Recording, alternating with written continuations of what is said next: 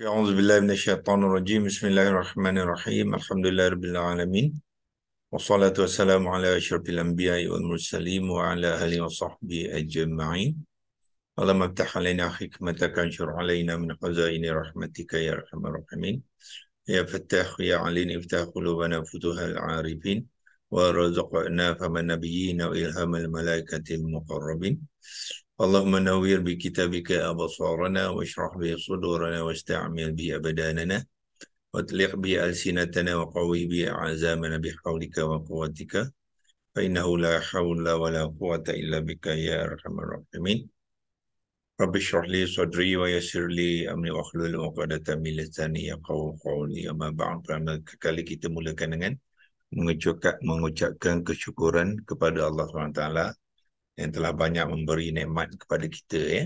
So sekarang ni masa kita untuk mengucapkan kesyukuran dengan kita menyahut suruhan-suruhan Allah yang banyak diperkatakan di dalam Al-Quran, dan dengan itu sebenarnya kita kebaikan sebenarnya adalah untuk kita ya. Bila kita mengucap kesyukuran dan kita menzahirkan dalam perbuatan dan amalan kita yang sebenarnya adalah untuk kebaikan kita, bukan Allah ya. Allah tu dia ghaniyun, dia maha kaya, maha mampu, dia tak perlukan apa-apa je. So apa yang Allah suruh kita buat tu sebenarnya adalah untuk kita ya. Jadi kalau kita tak buat, rugilah ya. Yang itu kita ambil peluang ni untuk memperbaiki kedudukan kita, supaya kita rapat dengan Al-Quran. Bila kita rapat Al-Quran, kita akan dapati sangat banyak manfaat ya yang boleh kita dapat daripada Al-Quran tu ya. Kalau kita tak guna pakai dia, rugilah ya, sebab kita ada masa terhad ya. Jadi masa yang kita ada sekarang ni, kita pastikan kita rujuk balik ya, muhasabah diri, lihat balik Al-Quran tu ya. Akhirnya kita akan dapati Quran itulah satu-satunya yang Allah bagi kepada kita ya, untuk memandu kehidupan kita ni. Jadi kalau kita tak gunakan dia, nanti kita akan menyesal ya. Di akhirat nanti banyak ayat Quran tu menceritakan kepada kita, bila kita ke akhirat kita tengok apa yang dicerita dalam Quran ni benar dengan azabnya ya, barulah kita sedar. Dan kita minta dengan Tuhan mana tu nak balik semula ke dunia ya. Nak buat apa yang kita tak buat dulu ya, tapi sayangnya sudah terlambat lah ya. Tak boleh, kita peluang kita sekali masa sekarang lah, kita nak ambil peluang tu bersama, bukan kita saja, dengan rakan-rakan kita, dengan ahli keluarga kita kan. Kemudian kalau kita dah boleh memahami sedikit sebanyak yang kita belajar tu, tak perlu kita tunggu banyak-banyak ya untuk berkongsinya kepada orang lain, supaya orang lain terdapat manfaat daripada apa yang kita belajar. Kita belajar sikit ni, kita kongsikan. Itulah yang terbaik ya. Okey, Tuan Syarhan kita pun dah nampak sudah masuk bersama dengan kita. Dan ada bersama kita Puan Halimatun yang awal sekali, saudara Audi lah ya, yang juga saya jadikan co-host ya, untuk membantu dari segi teknikal dan juga apa-apa yang perlukan sokongan, insyaAllah ya. So kita terus saja pembelajaran kita. Kepada rakan-rakan yang mungkin tidak dapat bersama awal ni, kelas ni kita telah mulakan rakaman ya, dan dia boleh membuat rujukan dalam rakaman yang tadi. Saya akan terus kongsikan sambungan pembelajaran kita minggu lepas, iaitu kita mula sekarang ni berjinak-jinak untuk mengenal apa yang dikatakan kalimah ismun ya. Kalimah ismun ni kita senaraikan dulu, dia ada ciri-ciri dia ya. Dan kita dalam senarai ciri ni, kita kata dia ada ciri yang dipanggil umum ataupun khusus. Dia ada ciri jantina dia ada ciri bilangan, dan hari ni kita akan pergi ke ciri yang keempat yang dipanggilkan i'rab. I'rab tu maknanya status kalimah ya. So bila kita lihat satu kalimah tu, empat ni memang ada. Jadi cuma kita nak belajar mengenal dan memahami dia, ya. So kita terus kepada i'rab. Okey, ya. I'rab, bahasa Arab dia ialah yang pertama tu hamzah qata', dia panggil kan, hamzah qata', ain, ra, alif dengan ba. Bunyi dia sebenarnya ialah i'rabun, ya. Tetapi bila kita menyebut itu, orang Arab pun kalau dia menyebut kalimah tu saja dia waqafkanlah i'rab, ya. Bererti status kalimah, ya. Cuba kita melihat macam mana cara kita nak memahami konsep, ya, i'rab ni. Status, apa yang dikatakan statusnya. Kita ambil kalimah yang paling senang, iaitu Allah, ya. Ambil Allah yang paling senang lah, ya. Iaitu, okay, saya mampu on slideshow mode.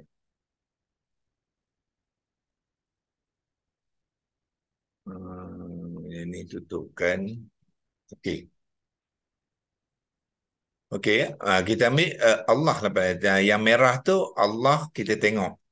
Ya, dalam ayat Allahu la ilaha illa huwal hayyul qayyum, kita dapati Allah tu yang huruf ha yang di akhir kepada Allah tu berbaris dhammah. Ini tanda i'rab.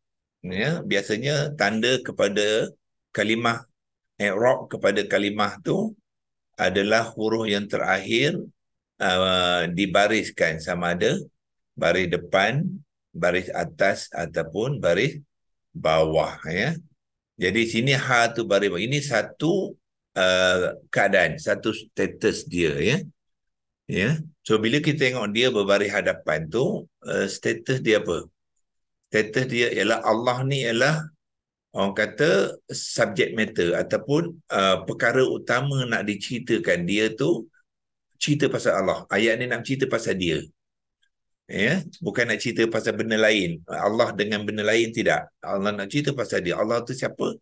Allah kata la ilaha illa huwal hayyul qayyum. Allah tu tiadalah Tuhan melainkan dia, dan dia adalah yang maha hidup lagi maha berdikari, ya. Jadi cerita pasal dia. So bila cerita pasal dia, jadi dia akan mengambil i'rab yang dipanggilkan marfu'. Nanti kita akan lihat, ya, dia punya apa dia marfu' tu hari ni.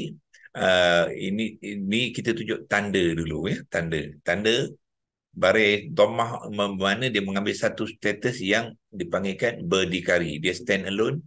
Dialah yang menentukan apa yang berlaku dalam ayat tu, ya, dan bukannya orang melakukan ke atas dia. Ya. So tu dipanggilkan satu status yang ditandakan dengan yang berbaris hadapan, ya. So kalau berbaris hadapan tu dalam bahasa Inggeris dipanggil nominatif, bahasa Melayu pun guna nominatif sekarang, bahasa Arab dia dipanggilkan marfu', ya. Nanti kita akan lihat marfu' nanti. Okey, kita ambil contoh kedua, Allah juga. Tetapi Allah di sini dia baris atas pula, tu. Ya, baris atas pula. Itu i'rab yang kedua kepada kata ismun, ya. Yang ni status dia apa? Allah bukan cerita nak pasal cerita Allah ni. Dia cerita ialah cerita pada orang yang dalam kalimah yang pertama tu. Mana orang dia? Ya, ini bila kita belajar, ini adalah fi'il mudhari', ya. So fi'il mudhari' kita akan dapati nanti, kita akan boleh mengenal dia apa orangnya ialah daripada ya ni, lepas tu dengan waw nun di belakang tu, maknanya mereka. Tu orangnya. Jadi ayat ni nak ceritakan pasal mereka ni. Mereka ni apa? Ayat yukhadi'u maknanya mereka ni cuba nak menipu Allah. Tu dia. Bukan nak cerita pasal Allah, ya. Cerita orang ni, cerita utama dia lah yukhadi'una ni. Lepas tu Allah ni ada dalam konteks tu, dia bukannya, orang kata, bukannya pelakon utama lah. Ni macam tu. Kalau wayang tu, drama, dia bukan pelakon utama. Yang tadi, dia pelakon utama tu. Allahu la ilaha illa huwa, dia nominatif. So, yang ni dalam bahasa Inggerisnya, statusnya dipanggil accusative. Ya? Kalau saya nak bantu dengan tag pun tak apa sini, ya. Sini. Kalau bahasa Inggeris dia dipanggil accusative. Ya, Melayu pun dah ambil guna yang ni, dia panggil akusatif. Ya. Dia apa maksud ni? Ini biasanya dia masukkan dia adalah objek. Dia objek dalam ayat tu, dia adalah objek. Yang tadi dia bukan objek, dia subjek. Jadi bila dia objek dengan subjek, bila dia objek, dia akusatif, dia akan ditandakan dengan huruf terakhir tu berbaris. Berbaris hadapan. Ya. Okey. Kalau kita faham konsep marfu' tadi, sebenarnya yang marfu' siapa? Orang ni. Yukhadi'u ni, mereka ni ya, dia yang marfu'. Tapi itu dalam konteks fi'lun lah ya. Tapi ini untuk ismun Allah tu dia adalah objek. Jadi objek akan mengambil status. Okey, saya letakkan sekali status dipanggilkan mansub. Itu dia punya error. Mansub. Tadi marfu' tu patut saya boleh buat sekali ya. Okey. Ini status yang kedua. Ya. Okey, kita clearkan, kita balik teruskan status dia ada 3 saja. Status ataupun keadaan. Kita boleh juga gunakan kedudukan dia dalam ayat tu ya. Okey. So yang ketiga kita akan tengok Allah juga, tetapi dia mengambil baris bawah. Ya, yang paling senangnya dalam kalimah yang Bismillahi lah, yang ayat pertama yang kita sudah tahu dan mungkin kita telah pun belajar sikit. Kita akan dapati sekarang Han mengambil baris bawah ya. So ini status yang ketiga. So status ni kita kata dia dalam keadaan terikat. Terikat. Kalau bahasa Inggeris tu terikat tu dipanggilkan genitive. Ya, bermakna Melayu pun sekarang ni dah pinjam genitive juga. Dia tukar ke F ya. So dan bila genitive dalam bahasa Arab, i'rab tu dipanggilkan majrur. Tu majrur. Jadi kalau kita tengok majrur, salah satu daripada tanda majrur ialah huruf yang terakhir itu di baris bawahkan ya, baris ha ni baris bawah. Jadi apa yang dimasukkan terikat? Dia masukkan terikat ialah di sini bukan nak cerita Allah. Dia nak ceritakan nama tu. Ya. Tapi nama tu dia memerlukan kalimah satu lagi untuk memenuhi makna dia. Ya. Jadi dia bawa masuk Allah dalam ayat tu. Jadi Allah tu masuk dengan arahan ataupun dengan sebab ismi itu ikat dia. Tak boleh lagi marfu' dan tak boleh lagi mansub. You kena masuk sini jadi majrur. Jadi ya, itulah ikatan dia ya. Jadi maknanya bismi memerlukan dia bawa dia masuk, lepas tu dia ikat dia dengan satu status yang dipanggilkan majrur ya. So majrur biasanya ditandakan dengan huruf terakhir baris bawah ya. Tapi ada nanti kita akan jumpa walaupun dia majrur, tapi sebab kalimah tu dia tak boleh tukar baris. Macam Allah ni dia boleh tukar baris. Baris depan dia boleh mengambil, baris atas boleh mengambil, baris bawah. So dia boleh. Ada juga nanti kita jumpa kalimah yang sama, dia boleh bertukar i'rab tapi baris dia tak bertukar. Okey, selesai apa ni? 3 contoh yang paling senang. Allahu marfu'. Ya, kalau kita balik ke tadi, buat ulang, kita masukkan sedikit nota dalam tu tadi. Bagi ulang, tadi kita tak tulis dia marfu' tu. Yang ni kita masukkan sekali. Nak kemaskan perbincangan kita. Waalaikumsalam warahmatullahi ya. Okey. So yang ni kita kata nominatif. Itu status dia. Okey. Nominatif, bahasa Melayu pun nominatif. Melayu pun dah banyak guna orang putih punya. Nominatif bermakna apa? Dia berdikari. Yang berdikari, dia bebas ya, ataupun kita kata bebas.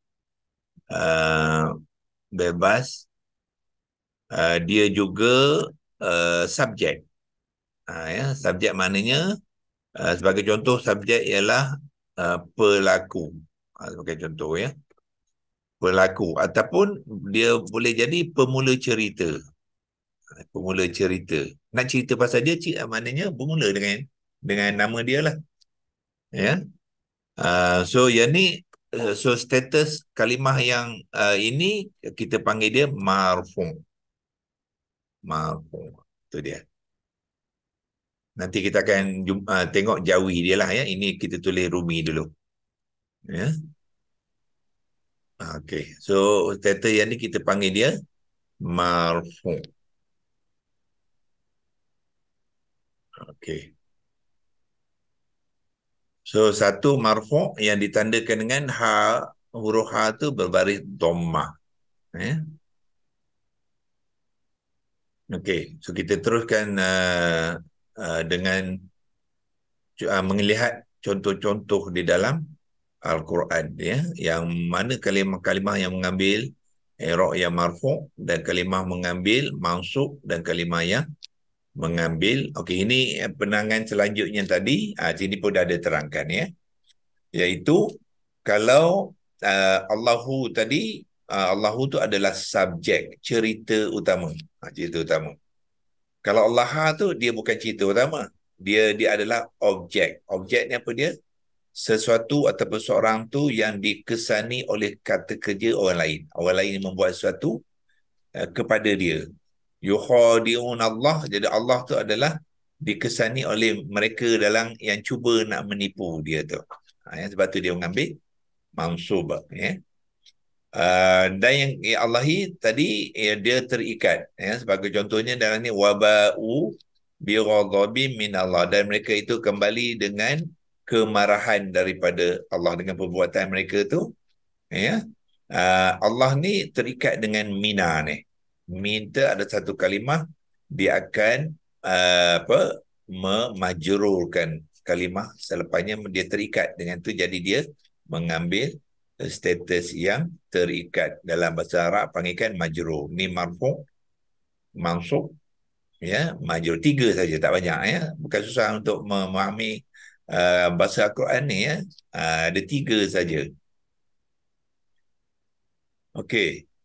Dia tu pun ada ya. Anda jawi dah ada tu. Okey. Bila dia status yang cerita utama subjek tu, i'rabnya kita panggil dia marfu', mim ra fa waw ain, dan ditandakan dengan biasanya, bukan semua ya. Nanti kita akan lihat ada juga yang tak ada tanda dhamma tapi dia tetap marfu'. Seselagi status dia tu adalah cerita utama ataupun subjek ya. Kalau dia yang kedua tu, kalau dia objek, dia akan mengambil i'rab yang dipanggilkan mansub ya, dan biasanya tanda tu ialah huruf terakhir tu mengambil baris fathah ya, fathah. Dan akhirnya yang ketiga kita kata terikat tu, i'rabnya kita panggilkan majrur ya, majrur. Okay, kalau ada soalan apa, tuan-tuan dan puan-puan boleh bertanya ya. On mute kan, saya tak mute pun hari ni apa, mikrofon ya, boleh. Okay.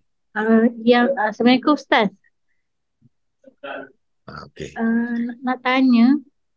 Okey. Dan kita teruskan slide seterusnya. Okey.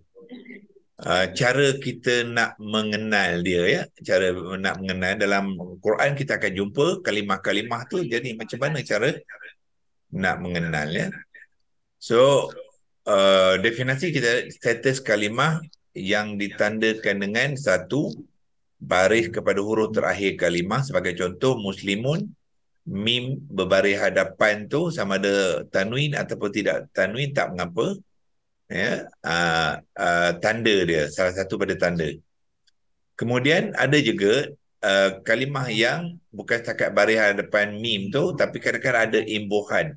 Dalam konteks ini imbuhan ialah huruf-huruf tambahan kepada kalimah tu, waw nun baris atas tu, una tu ya. Una tu ialah tambahan. Itu pun boleh membantu kita mengetahui kalau kita jumpa macam tu, kalimah tu juga status yang sama, ya.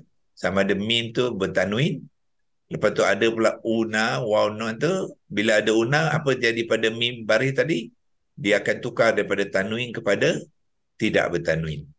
Ya, sebab mengikut waw mat tak boleh ikut ada tanwin. So ditukar daripada mim yang bertanwin dhammah kepada mim dhammah saja. So bermakna bila dhammah ni dia dah apa ya, dah marfu' lah ni. Marfu' ya, tetapi sebab ya, apa bezanya yang kedua ni sebab dia dalam bentuk jamak. Dia boleh jamak, so dia akan masukkan imbuhan untuk menunjukkan kalimah tu adalah kalimah yang jamak, maknanya ramai orangnya. Kalau muslimun seorang muslim, kalau ramai yang marfu' muslimuna. So dia ada apa ya, so imbuhan tu dia mesti bersesuaian dengan status. Kalau mim baris depan, dia akan ngambil waw nun. Katakanlah dia bukannya marfu' ya, katalah dia mansub, dia akan mengambil mim baris bawah. So bila mim baris bawah, dia tak boleh ambil waw nun. Imbuhan dia ialah ya nun. Jadilah muslimina. Nanti kita akan tengok ya contoh dia dah. Okey. Ini kita ambil beberapa contoh supaya tuan-tuan dan puan-puan dapat melihat ya macam manakah peranan i'rab dalam pembentukan kalimah ya. Kita masuk sekali ciri apa? Ciri jantina dan bilangan dia sekali ya, supaya kita nampak the overall picture orang kata ya, gambar secara keseluruhan. Sekarang kita ambil jantina muzakkar dulu. Ya, di atas itu muzakkar. Aircon ni pasang ke tak pasang? Pasang. Macam panas. Ya, ni kita ambil muzakkar dulu, iaitu untuk kalimah-kalimah yang mempunyai ciri lelaki. Muzakkar tu lelaki ya, ke muzakkar. Dan kita lihat dan yang pertama ni ialah marfu' ya. Semua kalimah ni dia dalam i'rab yang marfu', dan kita akan lihat sama ada dia mufrad, dia singular, tunggal seorang, ataupun dia berdua dan lebih pada dua dipanggilkan jamak. Okey. Dia seorang lelaki muslim.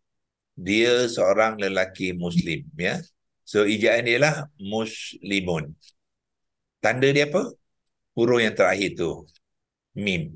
Ya, sebab apa tiga huruf akar ni sebenarnya sim, lam, mim ya. Itu sebab tu dia kata huruf yang ketiga tu sini. Mim tu tambahan yang depan tu.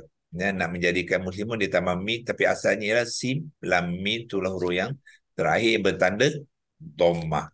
Ya. Kalau kita nak mengenal bukannya seorang tapi sekarang ni dua orang lelaki muslim. Dua orang lelaki muslim yang dalam i'rab yang marfu'. Marfu' tadi maknanya dia subjek ya. So sekarang ni ditambah imbuhan ni ya. Kita boleh gunakan konsep tu, iaitu alif dengan nun baris bawah tu kita sebut dia sebagai ni. Ni. Tadi dhammah saja ya, ataupun dhammatain, tetapi bila nak menjelaskan dua orang lelaki muslim yang marfu', dia tak gunakan tanwin, dia gunakan ni ya. Maknanya selepas muslimun ni kita tambah ni. Kita boleh bayangkan kita tambah ni tu di mana, di lepas ini. Muslimun tu tambahkan ni, dia akan jadi muslimani. Dia ada ani, apa terjadi pada mim? Mim yang asalnya ialah dhammah, dhammatan. Tetapi bila masuk ani, dia tak boleh dhammatan lagi. Sebab dia kena ikut alif mat. Dia kena raikan mat alif tu, semua huruf sebelum mat alif mesti baris atas fathah.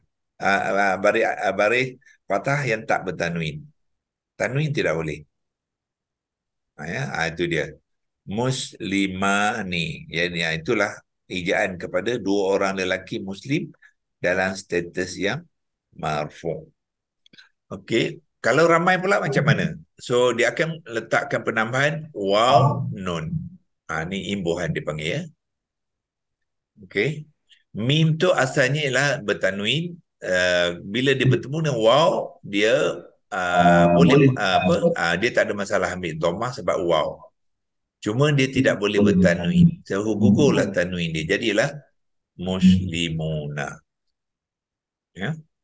So bermakna kalau kita nak apa nak cara ringkas untuk mengenal ni, tanda dia ialah, so kita kata mana arrow, saya gunakan arrow.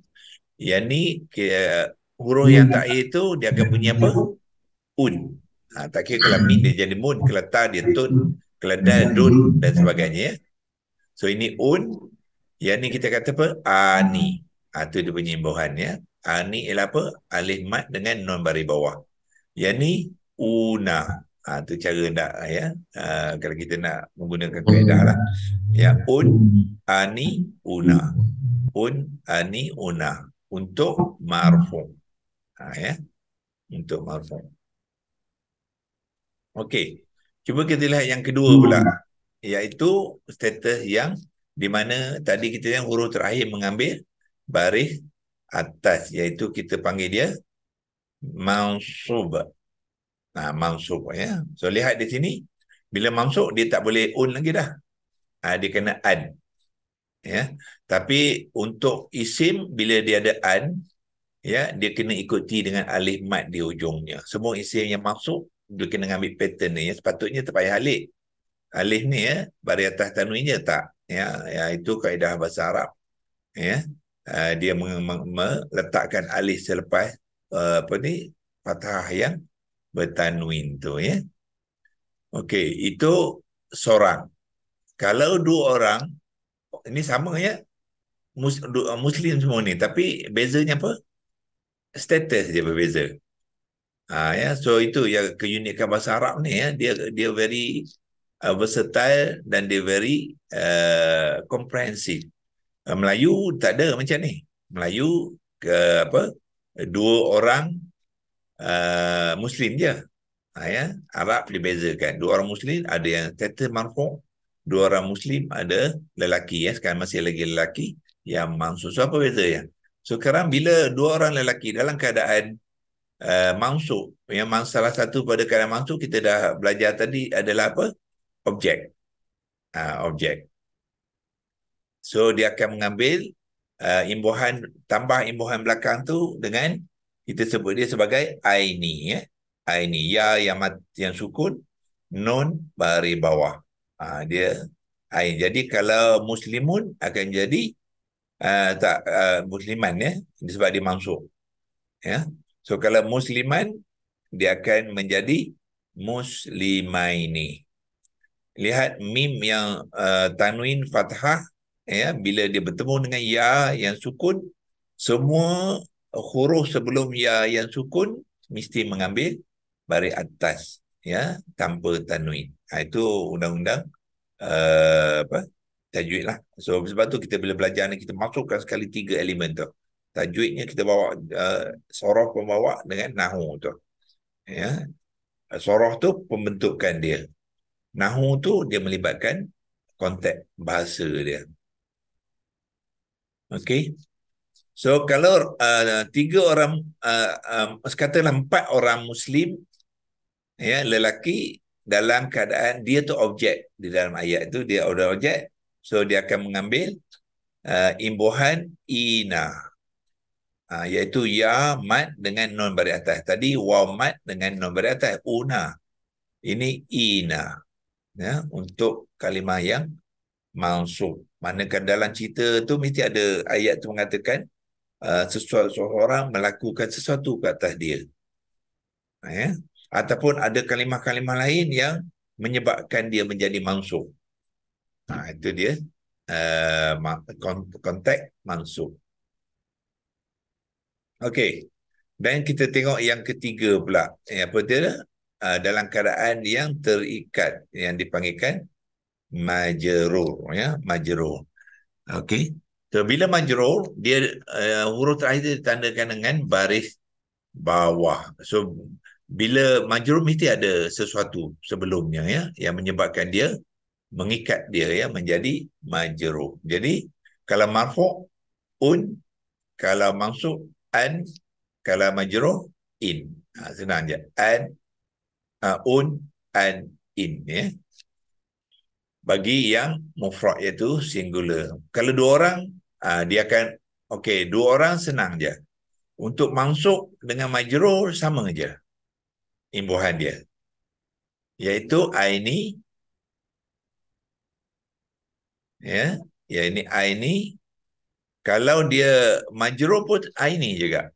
Jadi maknanya ijaan kepada kalimah yang mansub dengan majrur untuk dua orang lelaki sama ijaan dia. Macam mana kita nak bezakan? Itu kita tengok dalam ayat. So dari ayat tu akan menerangkan ya sama dia mansub ataupun majrur. Okey. Begitu juga kalau jamak. Senang sikit kerja kita ya. Kalau mansub yang jamak diikut dengan ina, kalau dia majrur pun sama je. Sama je konsep. Nak tahu mansub ataupun majrur, kita tengok dalam ayat tu apakah konteks dia ya. So bermakna mansub an, aini, ina ya. An, aini, ina. Majrur in, aini, ina. Itu teknik sajalah ya untuk kita mengenal perbezaan di antara satu kalimah mengikut jantina dan juga i'rab dia. Okey, ini adalah muzakkar. Okey, cuba kita tengok pula untuk muannas pula, iaitu seorang lelaki perempuan. Seorang muslim perempuan dan juga dua orang dan lebih pada dua yang mengikut status ya. Okey. Sekarang ni kita melihat bentuk untuk kalimah muannas ya di atas ni lah, iaitu perempuan. Status sama, yang permulaan sama iaitu marfu. So kalau lelaki tadi muslimun, kalau muannas senang je, tambah ta marbutah. Dan ta marbutah tu akan mengambil tanwin tadi. Ya, mim akan bertukar pada baris atas saja. Ya, tadi muslimun mim bertukar pada ma, kemudian tambah dengan ta marbutah jadilah tun. Jadi muslimatun. Ya, so mana tadi un akan jadi apa? Atun. Ya, un akan jadi atun untuk menukarnya jantinanya kepada muannas. Okey. Kalau dua orang pula macam mana? Ya, dia ada juga penambahan ani juga yang marfu ya. So dia ani juga. Saya ambil kotak balik ya, iaitu yang sama. Ani. Okey, tapi disebabkan kalimah muslimah ni dia ada ta ya. So ta tu akan mengikut ani lah. Tun tadi akan mengikut ani, tapi bila tu mengikut ani dia tak boleh tun lagi dah. Dia kena ikut hukum tajwid dia, hukum alimat, ta kena mengambil baris atas fathah saja. Jadilah muslimatani ya. Jamak dia dia akan mengambil imbuhan dipanggil ke atun ya. Kalau muzakkar tadi apa? Una dengan ina ya. Tapi muannas dia ambil alif mat dengan ta yang dhammatan. Dua tanwin. Maknanya dhammatan tu tanwin dhammah. Okey. Jadi apa? Masih lagi kita sini kita ambil dia sebagai tun ya, sebab dia ada ta marbutah tu tun. Tani atun. Ya. Tun, tani, atun yang marfu. Okey. Mansub pula. Status yang kedua, mansub adalah salah satu daripada status mansub kalau dia adalah objek. Bermakna sekarang ni nak cerita pasal Muslim perempuan ni ada seseorang yang melakukan sesuatu kepada dia. Ya, sebagai contoh ada orang mengajar dia. So dia jadi mansub lah. Okey. Marfu' dia ambil tun, jadi mansub dia ambil tan. Muslimatan. Ya, untuk perempuan dia tak perlu alif mat selepas huruf yang bertanwin fathah ni. Tak apa. Kalau lelaki tadi musliman dia ada alif. Yang ni tidak ada. Jadi muslimatan. Kalau dua orang perempuan muslim, ya, uh, tadi kalau lelaki dia aini sama juga. Sebab dia ada ta di sini tadi, dia ada jadi apa? Taini. Ya. So yang ni tani, yang ni taini. Ya. Dengan syarat apa ya? Uh, kalimah tu ada ta mabutah, dia taini lah. Kalau katalah kalimah tu tak ada ta mabutah tapi dia muannas, dia ani saja. Tak ada ta. Begitu dia di sini ya. Kalau dia mansub tak ada ta mabutah, dia yang apa? Dia aini saja. Tak kira apa huruf yang terakhir tu akan disambung dengan aini ya. Yang bersukun dengan nun baris bawah. Okey. Kalau jamak pula tadi marfu' dia atun, maksud dia akan jadi apa? Tak boleh baris depan dah. Sebab itu untuk marfu'. Ya, kalau dia objek bermakna dia akan mengambil bukannya tan ya, dia mengambil tin. Ya, so dia untuk jamak dia tak ada un, dia ada un, dia tak ada an. Jadi dia un in, kalau majrur nanti dia akan in juga, dia sama tulisan dengan muslimatin. Okey. So nak mengingatkan kalau tunggal mansub tan ya, dua orang taini dan jamak dia atin. Atin. Itu cara ya nak teknik untuk mengingatkan dan mengenalkan maklumat tu di dalam dalam apalah ya, dalam fikiran kita, dalam dada kita kalau kita cuba memahami dan mengingatinya.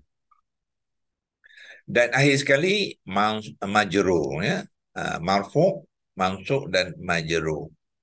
Okey. Majrur ialah tin, tun, tan, tin. Okey, tiga-tiga baris ada untuk tunggal. Ya. Yang tidak ada tiga-tiga nanti kita akan lihat apa? Jamak dia. Jamak dia ada tun, tin, tin dia.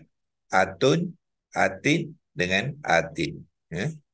So bagi majrur, katin, muslimatin, dia tambah imbuhan aini ni, ya, masih lagi dia akan menjadi muslimatain. Sebab apa saja huruf sebelum ya sukun mesti baris atas satu baris. Ya, sebab tu di sini maksud dia muslimataini, majrur pun muslimataini juga. Okey.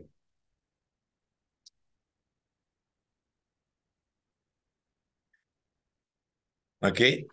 Jamak dia macam mana? Jamak dia pun sama dengan mansub. Ya. So bermakna senang kita untuk mengikuti kaedah ni, iaitu apabila musanna dua orang, dia punya mansub sama dengan majrur. Mansub sama dengan majrur. Muslimataini, muslimataini. Jamak pun sama. Muslimatin dengan muslimatin. Okey. Cara mengenal tengok dalam ayat. So dalam ayat tu dia panggilkan kalimah lain yang mempengaruhi dia menjadi sama ada dia mansub ataupun majrur. Okey, saya berhenti sekejap. Kalau ada apa-apa soalan. Fadilah saja dia tanya. Ya. Fadilah ya. Okey. Apa soalan dia? Ya, dan ada dalam chat dia. Tadi dia buka mic tadi. Ustaz nak dengar. Oh, okey. Nur Fadilah ya. Okey, ada apa soalan? Boleh onkan mic tu dan boleh bertanya. Tadi saya nak tanya apa i'rab ni Kalau tak kuat keadaan mic. dia ada tiga Nanti. je. Ni. Oh, Marfu', saya punya tak. Mungkin saya mansub tadi dengan saya ni majrur. main volume. Yalah. Okey, cuba boleh tanya. Assalamualaikum. Assalamualaikum. Okay. Saya nak tanya untuk sifat ataupun i'rab ni dia Ya, ada tiga status lah. Ya, yes. marfu', mansub dan majrur. Okey. Ini terguna pakai untuk ismun sahaja ataupun untuk fi'lun nanti pun ada tiga keadaan yang sama juga. Kalau nanti kita akan tengok nombor 2 tu, nombor 3 berbeza. Dia ada marfu', ada mansub tapi dia tak ada majrur. Yang nombor 3 tu kita akan dia nama dia majzum. Majzum. Tu yang beza. Yang marfu' dia masih ada, mansub masih ada, tapi yang ketiga majzum ya. Kalimah isim tak ada majzum. Kalimah fi'lun saja ada majzum. Majzum ni apa dia? Majzum ni dalam biasanya digunakan kepada kalimah kata suruhan. Bila kata suruhan je, dia ngambil status majzum. Nama dia majzum. Maknanya dalam keadaan disuruh ya, ataupun dalam keadaan menyuruh. Termasuklah kalau melarang pun. Dia akan mengambil kalimah majzum. Itu kita akan belajar apabila kita masuk tajuk kalimah fi'lun nanti. Ya. Terus sekarang ni kalimah ismun saja kita fokus kepada 3 je. Marfu', Okey. mansub Yang dan majrur. majrur. Ha. Okey Ustaz, yang saya nak kena pasti tanda-tanda kalau marfu' dia sebagai subjek kan dan mesti berada di permulaan kalimat. Tak semesti. Itu Tak salah semesti. satu daripada kedudukan di permulaan permulaan apa? Permulaan Ayat ayat. tak? Bukan kalimah. Permulaan Lepas tu, ayat. yang nak tanya yang terikat ni, majrur ni, Ya. dia terikat tu kedua-dua perkataan tu mesti isim ke boleh salah satu isim, salah satu fi'lun? Tidak semesti. Dia macam contoh tadi yang ni terikat kan. Minallah. Mina ni bukannya kata nama. Dia kata huruf, harfun. Ini dipanggil harfun jar. Harfun jar ni dia mengikat kata nama. Okay. Dia bila harfun jar, dia mesti mengikatnya kepada majrur. Kalau tengok sebelum tu pun ada satu. Ini buat pengujian kan? Dia huruf. Kata huruf kan dulu Oh, itu kita ukuran ke? Tapi itu dalam step pengujian ke? macam mana? Tak. Apa dia? Maaf Ustaz, tadi tengah cakap dengan student. Oh, okey. Ya, tengok wabau bi ghadabin, sebenarnya ada 2 kes majrur ya.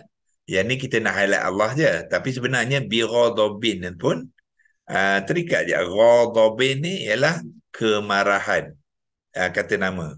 Apa yang mengikatkan? Ba ni hapun jar ya. Maknanya dengan. Kata sendilah. Jadi kata sendi pun mengikat nama kepada majrur. Dua ada kes sebenarnya dalam ayat ni.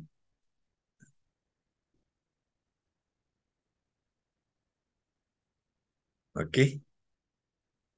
Okey, so kita dapat 2 gambaran ya. Kalimah muzakkar untuk lelaki. Ya, marfu' dia macam mana? Un, ani, una. Kalau mansub an, aini, ina. Majrur in, aini, ina. Okey. Kalau muannats pula tun, sebab dia ada ta mabutah ya. Tun, tani, atun. Jamak dia. Mansub tan, taini, atin. Dia tak ada baris atas. Yang atun dengan atin je. Dia atan tak ada. Ya. So ini sepatutnya atan kan. dia apa? Tak diatin. Jadi sama dengan bawah. Majrur, tin, taini, atin.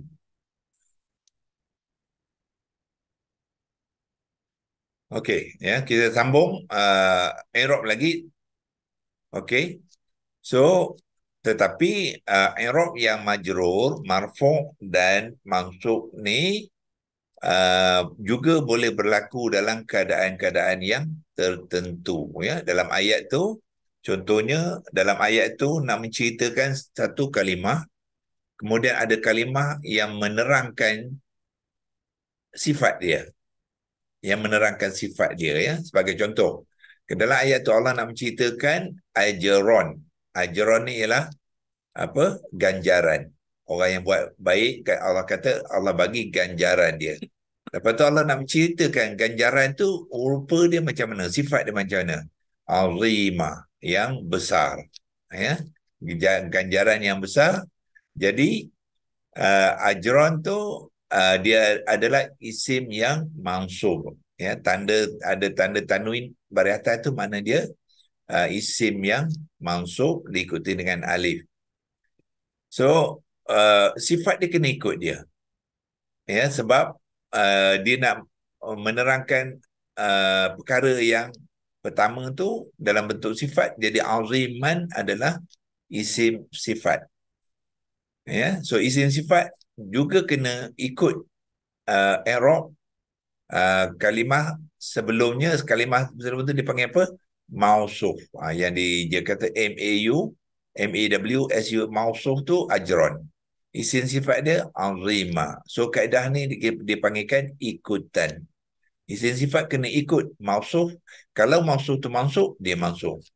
Kalau mausuf tu marfu', dia kena marfu'. Kalau dia majrur, dia kena majrur. Ya. So satu kaedah ikutan. Kenapa dia mengambil i'rab tu? Sebab dia terikut. Bukannya azimah ni objek, ya. Dia isim sifat. Tapi ajron tu mungkin jadi objek. Ajron ni diberi oleh Allah, kan. Jadi dia objek. Nak menceritakan objek tu yang mansub, jadi isim sifat tu pun kena juga ikut mansub. Isim yang mansub juga, tajuk sekarang isim mansub boleh juga berlaku dalam kaedah lain, iaitu dalam Al-Quran banyak Allah memulakan ayatnya innallah, biasanya di hujung ayat, ya. Innallaha. Jadi Allah ni berbaris atas tu menunjukkan dia mansub lah tu. Tetapi dia mansub bukannya dia objek. Ya, so keadaan mansub ni dia boleh berlaku dalam beberapa kes, ya, keadaan. So sebab ada kalimah inna. So dalam Quran tuan-tuan bila lihat membaca, ya, lepas inna kalimah isim selepasnya mesti mansub.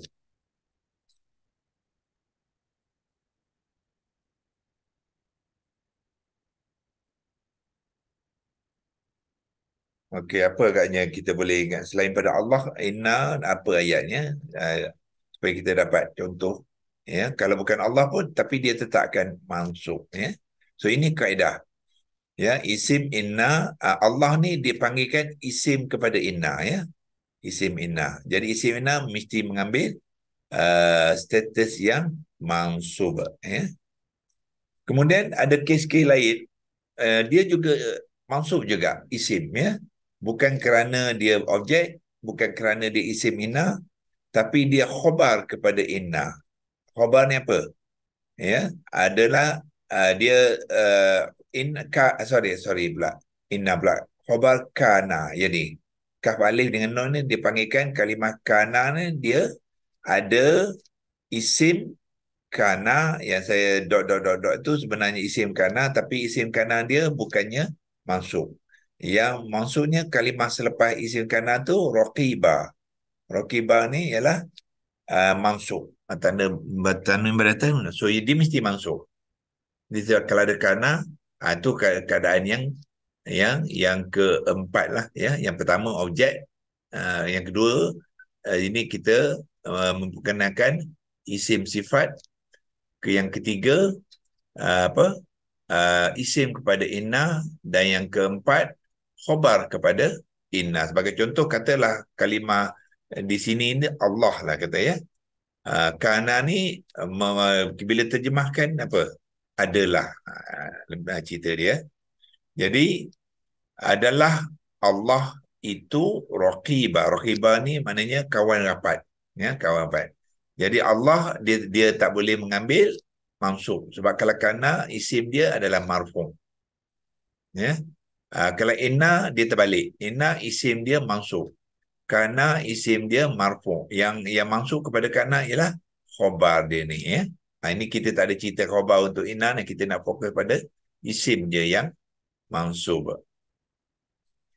Kemudian ada yang keempat, tambahan kepada objek tadi, jadi dia yang kelima lah, ya. Ini sebab kita kata boleh juga berlaku, tambahan kepada yang objek tadi. So, isim mansub boleh ke kalau kalimah tu nak menerangkan keadaan sesuatu benda lain. Yang tadi sifat, tapi ini keadaan. Bahasa Arab dipanggil haliyah. Maju pun hal. Hal tu mana keadaannya. Jadi, contohnya qayiman. Qayiman ni apa makna dia? Dalam keadaan yang betul, lurus, tegak, hebat, tak ada salah. Itu keadaan dia. Keadaan tu nak cerita tentang apa? Tentang kitab Al-Quran. So dalam konteks ayat tu, dia bukannya sifat. Dia nak menceritakan keadaan kitab tu yang qayyiman. Ya, dia kena juga mengambil mansub juga. Ya, itu jadi ada tanwin fathah diikuti dengan alif juga. Okey, so bermakna sekarang kita boleh mengenal kalimah isim dalam Al-Quran yang mengambil status mansub dalam 5 keadaan, ya.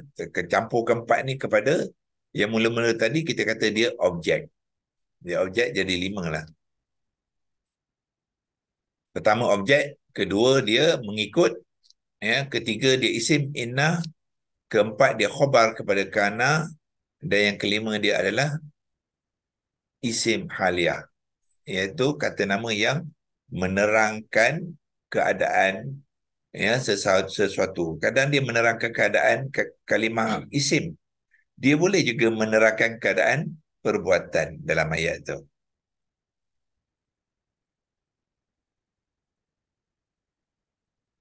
Okey.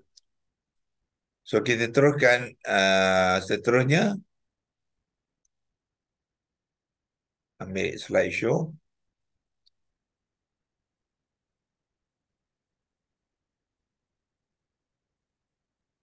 Okey, kita ambil contoh yang majrur pula. Majrur ni apa dia? Dia terikat. Tadi kita kata salah satu keadaan terikat dia adalah ada harfun jar, iaitu kata sendi, ya.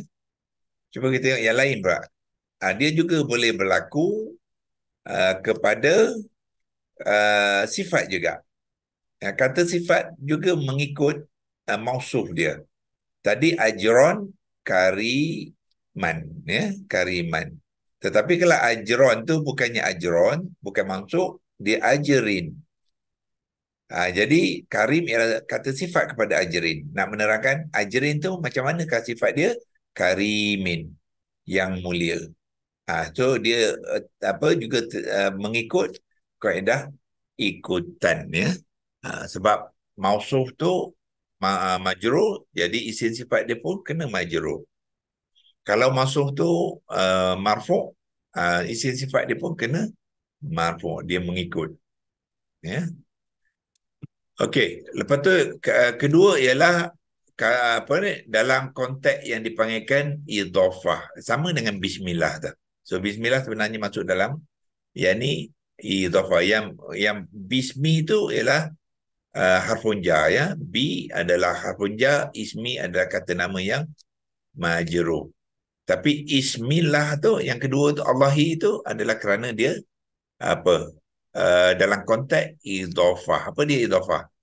Idhafah ialah sandaran 2 kalimah kata nama. Yaumi satu kalimah kata nama, ad-dini pun kalimah kata nama. Kenapa dia ada sandaran tu? Kerana yaumi kalau tak ada ad-dini, makna dia tergantung. Hari saja. Tak tahu hari apa. Bila ada ad-dini, barulah lengkap cerita. Oh, hari pembalasan. So, apa yang berlaku? Kalimah yang kedua ni mudhafun ilaih, dipanggil mudhafun ilaihi ni ialah kalimah yang kedua tu dia mesti majrur. Tak kira apa status kalimah yang pertama. Kalimah pertama boleh jadi marfu', boleh jadi majrur, boleh jadi mansub, tak kisah. Tetapi yang kedua mudhaf ilaih mesti majrur. Adi ni apa tanda dia? Non tu berbaris bawah, itulah tanda apa majrurnya. So dalam apa saja kalimah yang kita jumpa dalam Quran apabila dia terbabit dengan idhafah sandaran tu, jadi kalimah yang kedua tu akan sentiasa mengambil i'rab yang majrur ya. So kita tengah berbincang tentang ni contoh status kalimah yang majrur ini ya. Okey. Kemudian ada satu lagi case ya di mana kalimah majrur bukan disebabkan sifat, bukan disebabkan mudhafun ilaih, tetapi dia ada kes apa dan ayat tu nak cerita satu benda, lepas tu nak tambah lagi satu benda lain. Kemudian nak tambah lagi satu benda lain. Dia boleh tambah satu saja. Kadang-kadang dia boleh tambah dua, tiga dan sebagainya. Ya, sebagai contoh katalah ayat tu dah dalam bilik ni ya, kita nak menceritakan pasal apa? Perabot. Perabot. Okey, kita kata okey, perabot sini perabot yang pertama ialah kerusi. Lepas tu nak sambung. Ada lagi perabot yang kedua, meja. Kemudian yang ketiga, kabinet. So, ini dipanggilkan tambahan. Tambahan. So, apa yang berlaku? Bila dalam satu ayat tu, bila satu benda ditambahkan dengan yang kedua, kalau nak ceritakan benda yang sama, dalam konteks yang sama, dia kena selaraskan i'rab dia. Kalau yang pertama tadi, nak cerita dia bentuk marfu', jadi yang kedua tu pun akan jadi marfu'. Ya, dan ketiga pun marfu'. So dalam konteks majrur sama juga. Kalau yang pertama tu cerita dia pasal majrur, keadaan dia, jadi bila tambah satu lagi cerita benda yang sama tapi berbeza rupa, dia pun majrur juga. Ya. Dan yang ketiga kalau nak tambah satu lagi. Tadi kata kalau kerusi tadi cerita dia ialah majrur ke status dia. Jadi meja kena majrur dan kabinet pun kena majrur ya.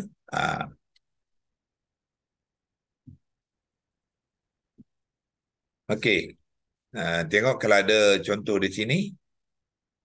Okey, tak apa, nanti kita akan ada contoh-contoh bila kita masuk ke ayat-ayat Quran tadi ya. Okey, sekarang ni kita cuba buat latihan. Ya, sebab saya belajar ni bagi saya kalau tak buat latihan dia tak mencukupi. Dia dengar je dia rasa faham ya. Tetapi macam mana kita nak sure dia faham tu? Cuba dia cerita balik apa yang dia dengar kan ya. Sama ada dia dah ambil catatan tadi ya. Dan dia dah fikirkan cuba nak apa orang kata tu fahamkan seboleh mana dalam masa yang kita kongsikan tadi. Lepas tu suruh dia terangkan. Bila dia boleh menerangkan tu, tu maknanya betul dia faham ya.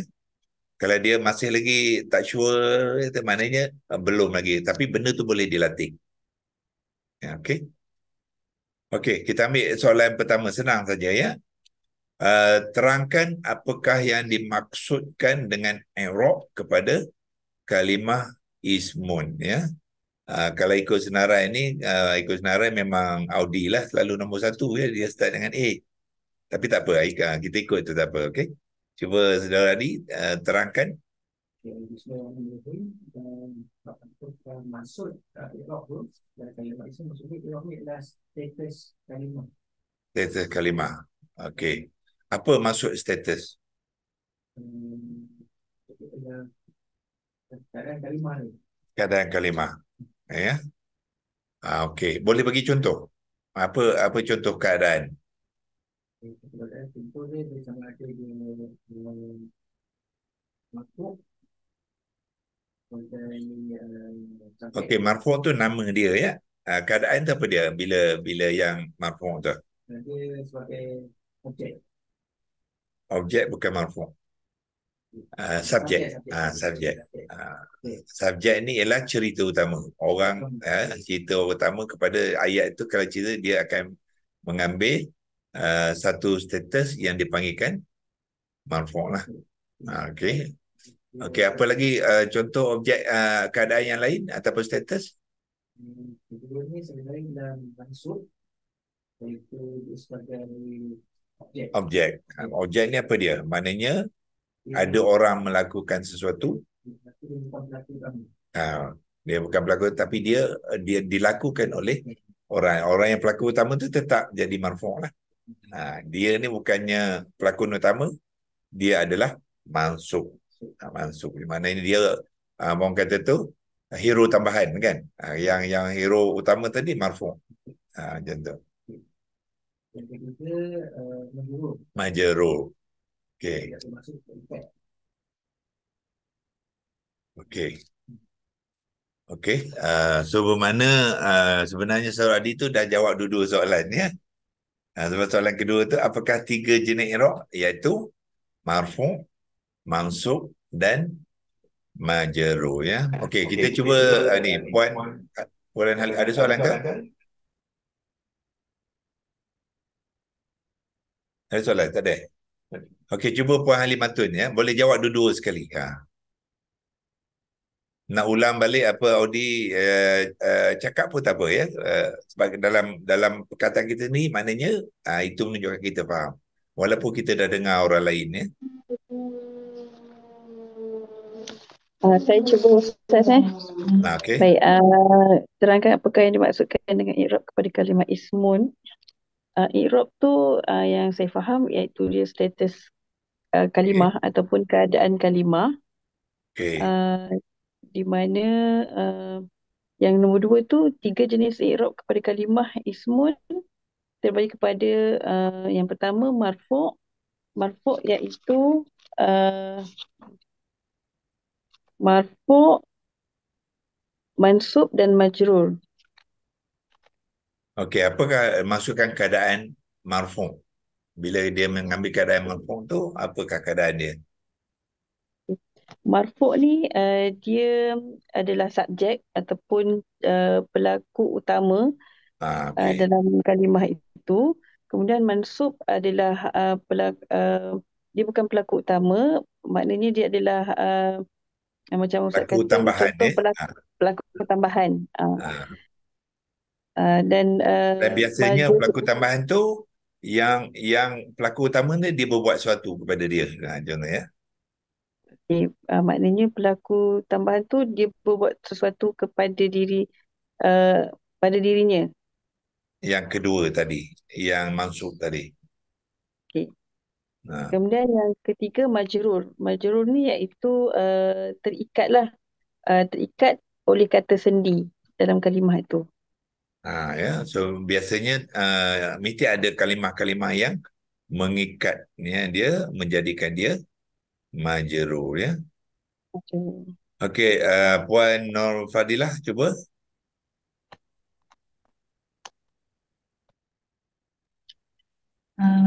Maksud i'rab ialah status bagi kalimah ismun yang ditandakan dengan huruf baris huruf yang terakhir dalam kalimah dan juga sekiranya ada imbuhan pada hujung kalimah.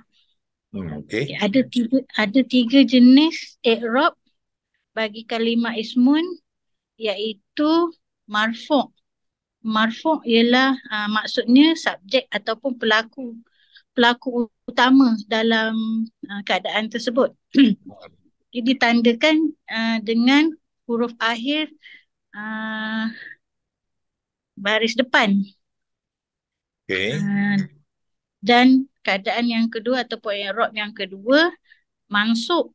Mansub ialah subjek ataupun pelaku kedua dalam keadaan tersebut ataupun yang dilakukan ke atasnya. Okay. Bila mansub dia tak boleh subjek. Dia objek. Mansub ialah objek atau pelaku kedua atau sesuatu perkara dilakukan kepadanya Betul. atau Itu ke keadaan dia. atasnya. Ya. Okey, keadaan dia huruf akhir kalimah ada baris atas. Ya. Dan Baik. yang ketiga, i'rab yang ketiga ialah majrur. Majrur ataupun terikat, di mana dua kalimah terikat bersama-sama. Ya, yang Yang majrur ni biasanya ada yang pertama tu dia mengikat yang kedua ya. Kalimah yang pertama. kalimah pertama mengikat kalimah yang kedua. Okey, dia punya tanda baris bawah. Huruf yang Huruf terakhir terakhir berbaris bawah. berbaris bawah. Okey. Ya, walau macam mana pun nanti kita akan jumpa ada juga yang tak ada baris bawah ya. Tapi dia tetap terikat. Okey, Ustaz kita Untuk ni saya dua-dua sekali. Bismillahirrahmanirrahim. Apakah yang dimaksudkan dengan i'rab kepada kalimah ismun dan juga tiga jenis i'rab kepada kalimah ismun? Daripada apa yang saya faham adalah i'rab kepada kalimah ismun adalah perubahan pada akhir kalimah yang disebabkan ataupun yang dipengaruhi oleh perubahan pada status. Ya. Yang berlaku pada perubahan pada status. Okey, kita tukar sikit ayat dia ya. Okey, jangan fokus pada perubahan baris dulu. Fokus kepada perubahan status dulu. Perubahan status, lepas tu pun kita ditandakan. Jadi ditandakan dengan perubahan baris. Itu cara dia. Jadi fokus bukan pada baris, fokus dia pada keadaan dia. Okey, sekali lagi. Okey. I'rab kepada kalimah ismun adalah perubahan yang berlaku pada akhir kalimah yang Tak. Perubahan berlaku pada status kalimah dulu. perubahan yang berlaku pada status kalimah Yang ditandakan dengan perubahan pada huruf akhir kalimah. Dia ada beza tu ya. Nanti sebab banyak orang banyak buku rujukan saya baca, dia cuba menerangkan perubahan tanda. Itu bukannya i'rab sebenarnya ya. Perubahan pada status. Yes, status dia tu. Status tu jauh lebih penting pada tanda dia. Itu tanda hanya tanda saja. Okey, cuba terangkan contoh status perubahan. Apakah contoh-contoh status yang boleh buat? Kita pergi kepada tiga jenis i'rab dulu Ustaz. Ya. Tiga jenis i'rab kepada kalimah ismun iaitu pertama marfu yang berbaris depan, mansub yang berbaris fathah dan juga majrur yang berbaris kasrah. Saya bagi satu contoh ayat. Okey, terangkan status dulu. Bila kita kata marfu tu apa status dia? Yang ditandakan dengan baris dhammah. Marfu yang ditandakan dengan baris dhammah berlaku apabila ia sebagai subjek. Yes, that is the status. Okay. Subjek. Dia sebagai subjek, dan kalau kata dalam tambahan yang Ustaz ada sebut tadi, apabila dia mubtada. Dia memulakan cerita mubtada. Itu dia kena marfu lah tu sebab cerita dia kan. Hero dia dalam cerita tu. Dan dia juga bila berlaku pada isim kana Ustaz. Isim kana dan khabar inna. Ya, okey. Itu tambahan yang lain. Itu keadaan lah tu. So dia dalam keadaan isim kepada kana. So dia akan mengambil apa? Isim pada inna ya. Isim kepada Tak apa, dua-dua boleh. Kalau isim kana dia jadi apa? isim kana dia jadi marfu. Jadi marfu, betul. Kalau dia isim kepada inna, kalau dia isim kepada inna dia akan jadi mansub. Dia akan jadi mansub. Itulah keadaan dia. Lepas tu baris atas tu tanda je. Yang ditandakan oleh, kalau mansub dia baris atas, kalau dia marfu baris depan. Manakala untuk mansub pula, antara yang kita boleh kenal dia adalah dengan dia adalah objek. Objek.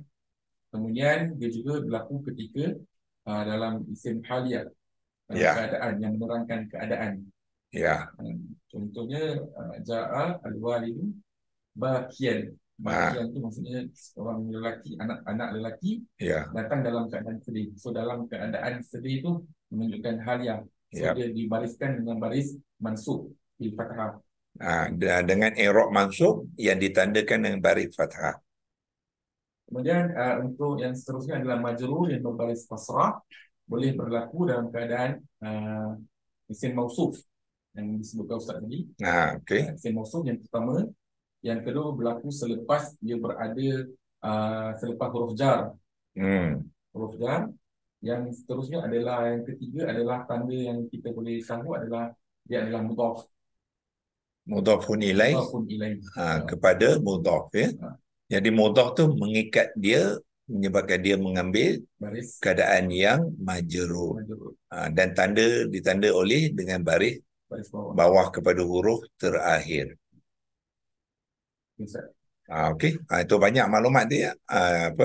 So ustaz kita ni dia dia terus terangkan dalam beberapa keadaan, ya.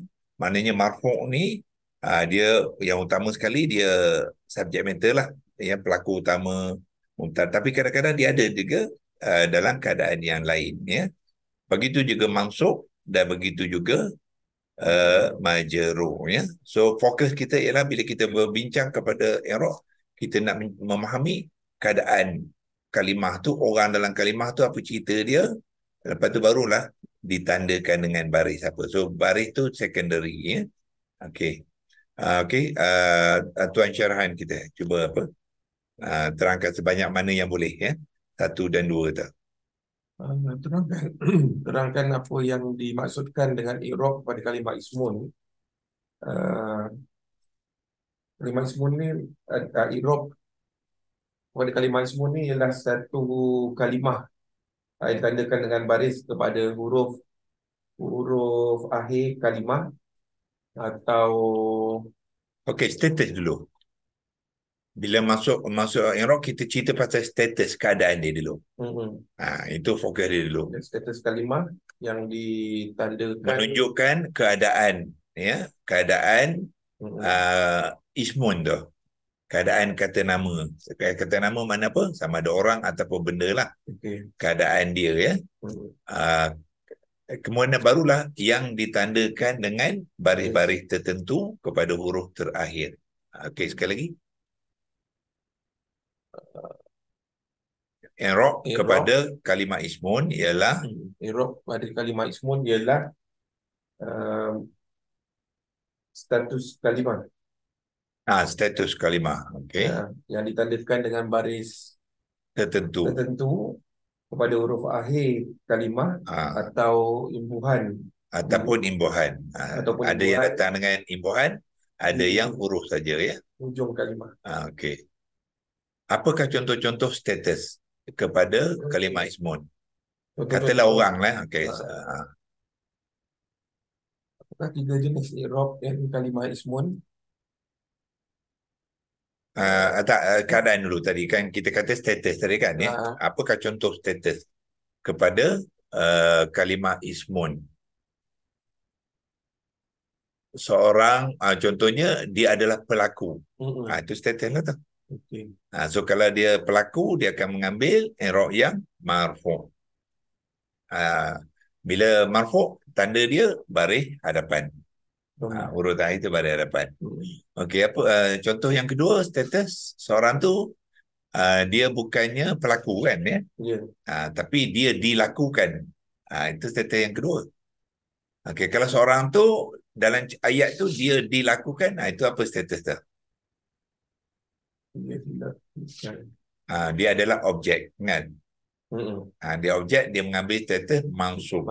Mansub. Jadi kalau mansub, apakah tanda biasa digunakan kepada huruf terakhir? Baris atas. Baris atas. Mansub baris atas. Marfu' baris depan. Mansub baris atas.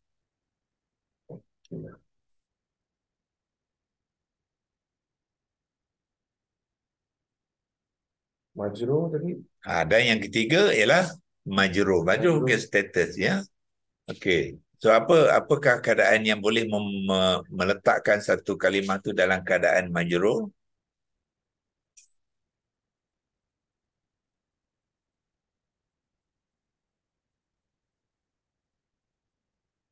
Majrur ni tadi baris apa Ustaz?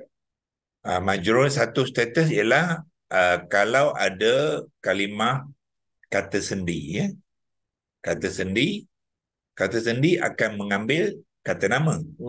Jadi kata nama tu dia terikat dengan kata sendi. Jadi kata sendi akan sentiasa memajrurkan kata nama. Itu satu status lah. Mana kata dia terikat oleh kata sendi. Contoh dia apa? Bismi, kan, ya? Ayat yang pertama tu, bismi, kalimah pertama tu kan. Bi tu harfun jar tu, kata sendi, dengan nama. Nama tu ismun lah. Jadi nama tu kena majrur sebab dia terikat dengan bi tadi. Kalimah bi tu.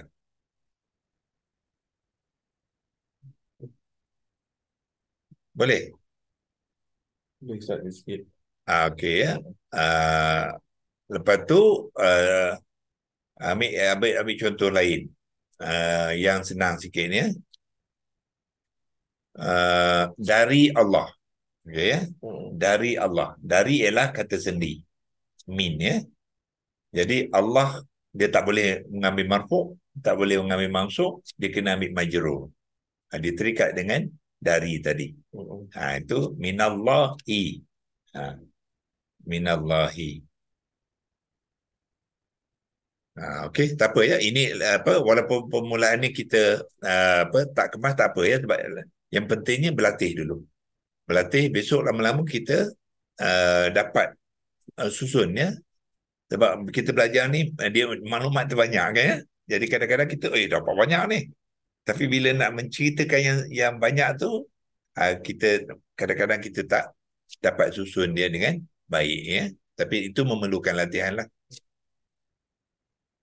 Okey, ada apa persoalan? Sebelum kita teruskan, kita ada lebih kurang ada 5 slide lagi rasanya. Yang ni kita akan kita akan tengok contoh dalam, ya. Ini okey, majrur tadi kita menceritakan dia juga boleh berlaku dalam bentuk ikutan, ya. Kalau mausuf dengan kata sifat, dua kalimah, satu menceritakan satu kalimah, kemudian nak ceritakan sifat kepada kalimah tu, dia dipanggilkan kalimah yang kedua tu dipanggilkan kata sifat, ya. Kata sifat akan mengikut kalimah yang pertama tu yang dipanggilkan mausuf, ya. Contohnya bismillahirrahmanirrahim, ya. Bismillahi, Allahi itu Allah. Lepas tu ada kalimah nak menceritakan sifat Allah. Apa dia? Ar-Rahmani. Nampak? Sebab Allahi itu dia majrur.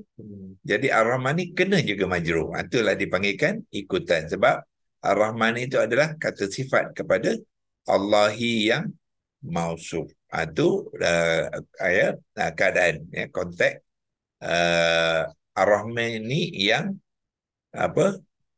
majrur. Dalam ayat yang sama ada kalimah Ar-Rahimi pula. Ar-Rahimi itu sebenarnya ialah juga isim sifat kepada Allah. Allah majrur, jadi dia pun kena majrur, ya. So bila kita faham ni, kita takkan silap bacaan, ya. Walaupun itu kita takkan terbaca Bismillahirrahmanirrahim ke, tak ada, tak boleh. Sebab dia kena ikut, ya. Begitu juga kes tambahan dan penyelarasan, ya. Sebelum tadi kita berkongsikan kalau mansub dia ada je kes penyelarasan, ya. Mana dia tadi? Di sini, tapi ini terus kepada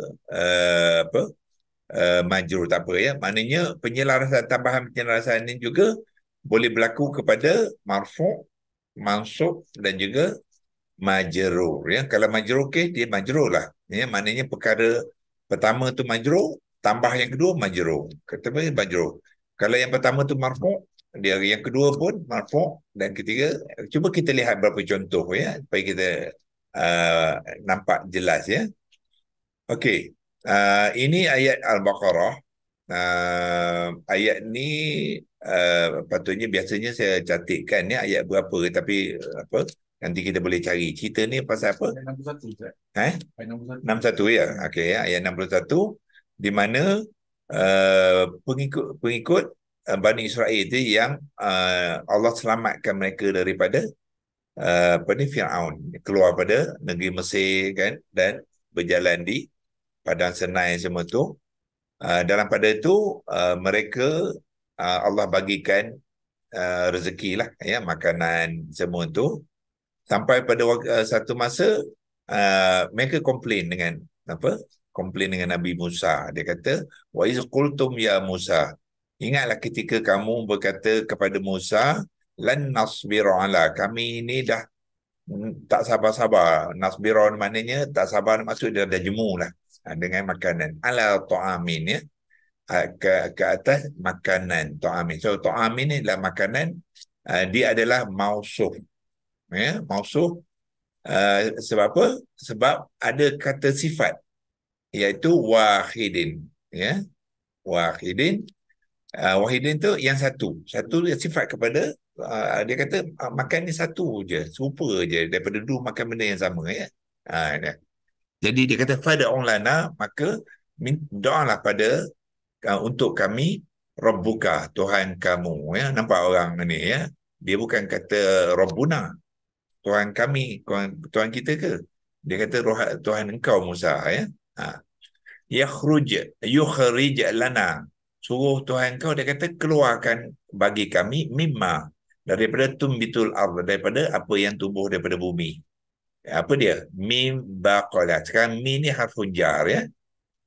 Okey, yang pertama tadi kita tengok wahidin, dia majrur, din tu baris bawah. Sebab apa? Dia kena ikut mausuf dia min. Min, jadi sifat dia kenalah din. Tak boleh ta'amin wahidun, tak boleh. Ta'amin wahidan tak boleh. Ya, sebab kenapa ta'amin ni dia baris bawah? Sebab ada ala. Ala dengan ta'amin tu mengikat, jadi dia majrur. Ta'amin tu majrur sebab ala. Ya, maknanya ini ta'amin disebabkan oleh harfun jar, kata sendi ya. Tetapi wahidin bukan kata sendi. Dia disebabkan dia isim sifat kepada ta'amin. Dia ikutan. Yang pertama tu dipanggilkan jar wa majrur. Yang kedua ni sebab dia ialah ikutan. Ya, kata sifat kena ikut mausuf dia. Kemudian bila nak menceritakan apakah perkara-perkara yang diminta tu, min daripada baqliha. Tengok lam tu baris bawah ya. Kalimah dia baqli. Ya, lam baris bawah menunjukkan dia yang majrur. Ya, huruf lam tu berbaris kasrah. Jadi baqliha ni apa? Sayur-sayuran. Dia minta, dia nak apa? Dulu tak ada sayur kan? Jadi nak sayur pula sekarang. Jadi nak tambah sayur ni dengan apa? Waqisaiha, wa ni dan. Dia nak nambah lah tu. Ya. Qisaiha ni timun. Ya, nak timun. Ya. So ada waw situ yang menambah cerita sayur tadi. Jadi yang ditambah tu timun tu pun kena majrur juga. Apa tanda dia? Hamzah qata' tu baris bawah. Sebab kalimah dia qisai. Ha tu ialah apa ni, kalimah lain yang ditambahkan kepada qisai. Begitu tadi baqli tu kalimah dia, tambah ha tu isim dhamir dia ya, isim dhamir dia. Itu perkara pertama, dia nak sayur. Tambah, bila dia tambah dia selaras lah. Itu dinamakan penyelarasan. Majrur yang pertama, majrur lah yang kedua. Ya. Kemudian tak cukup, dia nak tambah lagi. Tambah ketiga ada waw satu lagi. Ya. Dia nak wafu miha pula. Yang ni ialah apa? Bawang putih. Ya, bawang putih dia pun kena selaras sekali. Bukan cakap tambah. Dia kena selaras, dia majrur juga. Ya. Lepas tu tak cukup. Ya. Tambah lagi satu lagi, ada waw atifah tu. Ada siha. Yang ada dia macam kacang. Kacang jenis kacang, kacang dal semua-semua kan. Itu kacang dia. Itu dah berapa item dah tu? Sayur, timun, bawang putih, Lepas tu kacang dal. Kan ya? Tak cukup lagi. Tambah lagi basal bawang merah pula. Kan? Sorry.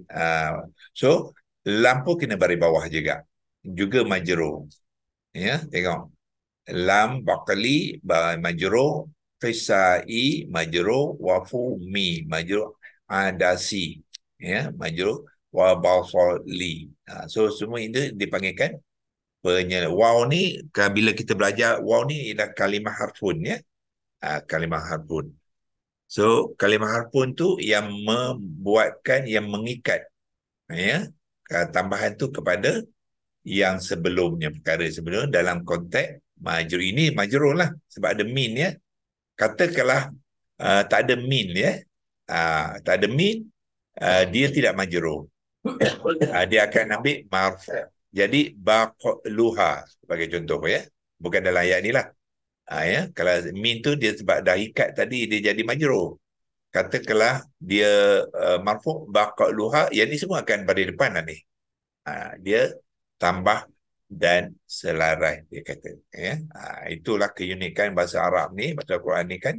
Bila kita belajar, the more kita belajar, kita akan dapat maklumat tu akan memberi banyak panduan dan pencerahan kepada kita supaya kita membaca tu bukan takat kita hafal saja ya. Ramai orang kadang dia hafal saja tapi dia tak faham apa yang dia hafal tu ya.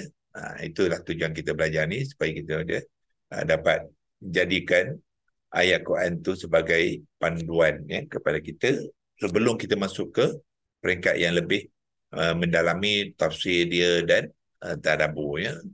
So kenal tanda-tanda bentuk dia, baris-baris dia tu ya, susun kata semua tu ya, sebagai apa yang dikatakan kalau bahasa Inggeris tu dia panggilkan prerequisite, prasyarat lah ya untuk kemahiran kita menimba ilmu Al-Quran, dengan harapan tuan-tuan dan puan-puan ni nanti menjadi pemangkin ya kepada mengembangkan ya ilmu-ilmu Al-Quran ni ke seluruh ya masyarakat. Supaya kita tak nak masyarakat sekarang ni, kalau kita buat survey 90% masyarakat kita membaca, tidak mengenal dan tidak memahami ya. Mereka kata dah habis baca ya. Tetapi pembacaan tu sangat-sangat terbantut ya, sebab baca tak faham ya. Kalau tanya saya punya pendirian, baca tak faham tak boleh diterima pakai orang kata ya. Maknanya kalau membaca mesti faham. So takat baca betul bunyi tidak dinamakan pembacaan ya. Okey. Ada lagi. Okey, ini contoh apa pula ya? Contoh mansub pula. Mansub pun ada objek ya. Contoh keadaan ni ada dua. Satu dia objek, yang keduanya dia dalam keadaan tambahan dan penyelarasan juga. Ya, so kita lihat contoh di sini. Ayat ni in fact ayat ni adalah sambungan yang pada tadilah ya. Qala atastabdiluna allazi huwa adna billazi huwa khair. Lebih kurang apa Allah suruh Nabi Musa beritahu kepada pengikut tadi, ihbitu misron ya. Pergilah kamu ke Misron ni, ialah ke bandar ya. Misron ni bandar. Jadi sebab dia nakkan benda-benda tadi, jadi Allah kata ilhamkan kepada Nabi, okey, kamu pergi ke bandar. Jadi kamu akan dapat apa yang kamu nak tu ya. Jadi ibitu ni kata kerja. Jadi Misron tu adalah objek dia. Sebab itulah dia ambil baris atas, bermakna dia keadaan yang mansub ya. Kemudian sambung pada tu, fa'in nalakum masal, fa'in maka kamu akan bagi kamu masal apa yang kamu minta tadi ya. Waduribat alaihimuz zillatu wal maskanah ya. Waduribat ni dikenakan kepada mereka dengan perbuatan mereka yang ingkar semua tu zillah ya. Zillah ni maknanya macam satu kehinaan ya. Zillatu sekarang ni tengok tak membutuh tu baris depan, bermakna yang ni adalah apa marfu ya, marfu. Kemudian nak tambahkan satu lagi kehinaan ataupun cercaan, ya. Maskanah ni kepada zillah, waw ada waw atifah, dia panggil waw atifah tu, so dia tambah dan selaraskan, ya. So dalam konteks ni adalah bentuk marfu', ya, marfu', ya, dan ditandakan dengan dhammah, ya. Okey, ya. So, yang pertama tu adalah objek, yang kedua ni dalam konteks tambahan dan penyelarasan. Okey. Yang ni untuk homework, ya, untuk homework. Ya, untuk tuan-tuan dan puan-puan kena buat sendiri, ya. Kena buat latihan, ya, supaya kita biasakan dengan apa, ya. So ada ditandakan merah tu menunjukkan tanda kepada i'rab dia, ya. Ta baris bawah bi ayati, kan, ya. Lepas tu Allah baris bawah lagi. Tu cuba terangkan nanti, mungkin minggu depan, ya, kita akan turunkan, kita semua terangkan, ya, kenapa, apakah status dia dan sebagainya, ya. An-nabiyyi ina tu apakah status dia, kenapa, bi ghairil haqqi, ya. Qaf baris bawah, ra pun baris bawah. Lepas tu bima, ya. Bima tu pun dimerahkan juga, tapi dia tak ada apa, dia ada baris atas. Apakah status dia yang sebenarnya dan apakah i'rab dia, ya. Okey. Instruction apa atas telah, nyatakan i'rab dan terangkan sebab i'rab bagi setiap kes yang disenaraikan dengan ditandakan dengan font merah tu, ya. Tanda-tanda huruf yang merah tu, itu dia memberi petunjuk kepada kalimah, status kalimah, ya. I'rab ni bila kita kata berbincang pasal i'rab, kita bukan bincang pasal huruf, ya. Kalimah tu, tanda huruf tu hanya tanda kepada kalimah, tanda kepada kalimah. Okey, sebelum kita tutup, kalau ada apa-apa soalan. Okey, yang bersama kita sekarang ni senarai, kalau tengok kita ada user, ya. User siapa, ya?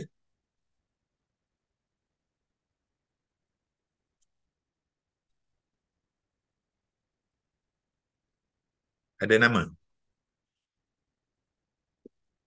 Ataupun kawan kita dia guna ni, ada dua guna device pun, ya.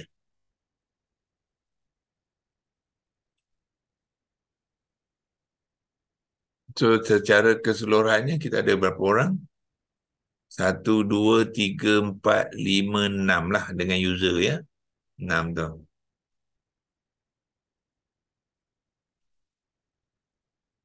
Okey. So kalau tak ada apa, tak ada soalan, kita sudahi di sini dulu. Sebelum tu kita minta Tuan Syarhan kita buat penutupan lah, ya. Bagi sikit motivasi supaya apa ni, semangat kita untuk menguasai bahasa Quran ni, ya, akan kita teruskan, dan dengan niat kita nanti untuk menyampaikan kepada rakan-rakan kita yang lain. Bismillahirrahmanirrahim. Assalamualaikum warahmatullahi wabarakatuh. Terima kasih Yang mulia Dr. Haji Kamal Abdul Razak untuk sesi kita pada hari ini. Syukur Alhamdulillah, walaupun tak ramai tapi keberadaan semua yang hadir ni, saya tengok muka yang sama lah. Tu tadi saya nak puji lah. Terima kasih kepada semua yang rasa komit dengan kelas kita. Yang lain-lain saya mohon juga pada semua ketua jabatan, ketua outlet untuk terus ingatkan dan galakkan semua pegawai kita untuk terlibat. Yang tak ada hari ini, saya yakin mungkin mereka ada tugasan yang tak dapat dielakkan sebab tu tak dapat sertai. Jadi untuk makluman Dr. Kamal, baru-baru ni YBK ada didatangi oleh satu tim yang seperti saya maklumkan sebelum ini, tim Quran. Jadi semua telah dibentangkan tentang tim Quran. Saya yakin kelas yang kita ada ini, tim Quran itu satu nilai tambah yang boleh kita untuk cepat mempelajari ataupun menghafaz lah dari segi vocab. Sebabnya tim Quran, kalau tengok sistem dia tu, katanya kalau kita menghafal 1000 perkataan, seolah-olah kita dah menguasai 80% bahasa di dalam Al-Quran. Itu yang dimaklumkan lah. Jadi Gunakan juga sebab benda tu pun difahamkan di bawah Datin, di bawah YBK dah subscribe sistem tu. Jadi difahamkan link tu dah diberi kepada pegawai-pegawai atau staf-staf YBK. Cuma itu untuk link percubaan lah. Mana yang nak, siapa yang berminat boleh terus subscribe yang untuk 299. Itu untuk full lah seumur hidup. Tapi untuk percubaan, untuk menghafal ataupun mencuba, boleh kalau tak salah saya surah Al-Ikhlas Al-Ikhlas ada 3 surah saya difahamkan yang diberi secara percuma untuk mencuba. Dan saya tengok antara yang dah bagi maklum balas Puan Halimah lah. Puan Halimah pun dah cuba dengan anak-anaknya. Jadi saya pun dah cuba juga. Nampak dari segi, saya nampak beginilah. Dia lebih kepada kalau kita nak mempelajari ataupun menghafal lebih banyak vocab, perlu boleh pakai. Mengenal tu mengenal boleh pakai itu. Tapi dia tak sedalam macam kita belajar ni lah. Sebab tu pun dah diakui oleh Tim Quran juga. Dia maklumkan tak sedalam yang dia belajar lah. Ada macam kita belajar ni. Jadi kalau tu lebih nak cepat dan untuk kita menghafal boleh. Sebabnya dia memang galakkan kita untuk menghafal. Sebab dia akan ulang perkataan tu. Dan kalau semua dia maklum juga, dia seperti ketagih lah bila kita dah, sebab dia buat macam game kan, kita dapat betul 5, dia ada point. Jadi mana yang dah ada Tim Quran teruskan, dan dalam masa yang sama juga gunakan kelebihan yang ada Tim Quran itu untuk kita lebih memahami di dalam kelas ini. Dia akan membantu banyak nanti. Betul.